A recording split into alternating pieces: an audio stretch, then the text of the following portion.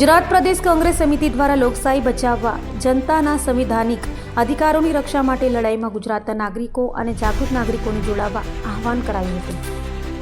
દેશમાં લોકતંત્ર માટે ચિંતાજનક વોટ ચોરી અને લોકસભાના વિપક્ષી નેતા રાહુલ ગાંધી દ્વારા બેંગલુરુ સેન્ટ્રલ લોકસભાના વોટ ચોરી અંગે કરાયેલ તથ્યાત્મક વિગતોની સીલબદ્ધ હકીકતો જાહેર કરાતી અને ભાજપ સરકાર અને તેના મળતિયા અલગ અલગ રીતે વોટ ચોરી કરાતી હતી। વિવિધ મતક્ષેત્રમાં નકલી મતદાતા, ખોટા ફોટો અને ફોર્મ 6નો દુરુપયોગ થતો જોવા મળ્યો હતો।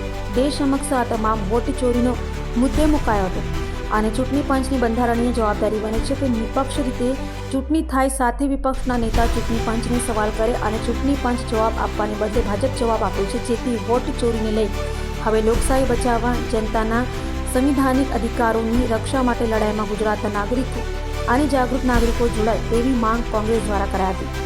સાંભળો શું કહે છે કોંગ્રેસી આગેવાનો। અમે લોકોને જાણ કરી એમને એમનું સમર્થન લેવા જવાના છીએ અને એ વ્યાપક છે।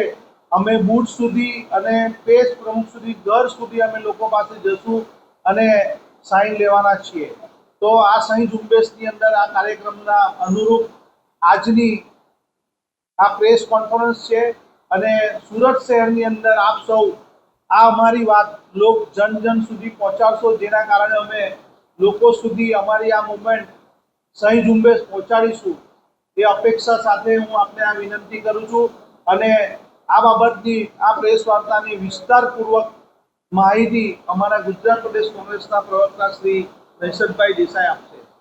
ગુજરાત પ્રદેશ કોંગ્રેસ સમિતિ આદરણીય વિરોધ પક્ષના નેતા લોકસભાના શ્રી રાહુલજીના નેતૃત્વમાં ઇલેક્શન કમિશનરની સ્વતંત્રતા, નિષ્પક્ષતા સામે જે આંદોલન શરૂ કરવામાં આવ્યું છે, સુપ્રીમ કોર્ટમાં પણ એની પિટિશનો દાખલ થઈ ચૂકી છે।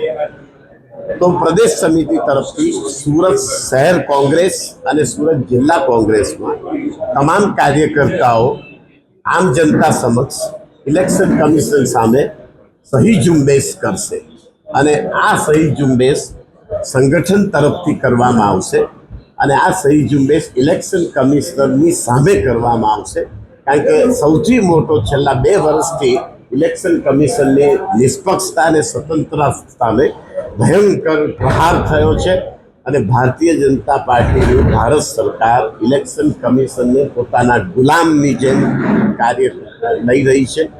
એવું સમગ્ર દેશમાં પ્રત્યેક ચૂંટણીમાં દરેક રાજ્યમાં આ પ્રકારનો અભિપ્રાય ઉપસ્થિત થયો છે। માટે પ્રજા સમક્ષ ઇલેક્શન કમિશનની સ્વતંત્રતા બરકરાર રહે અને માનનીય TN સેશન સાહેબની જેમ ઇલેક્શન કમિશન સ્વતંત્રતાથી કામ કરે એ આશયથી આ સહી ઝુંબેશનું આંદોલન સુરત શહેર અને સુરત જિલ્લા કોંગ્રેસમાં આવતીકાલથી શરૂ થનાર છે।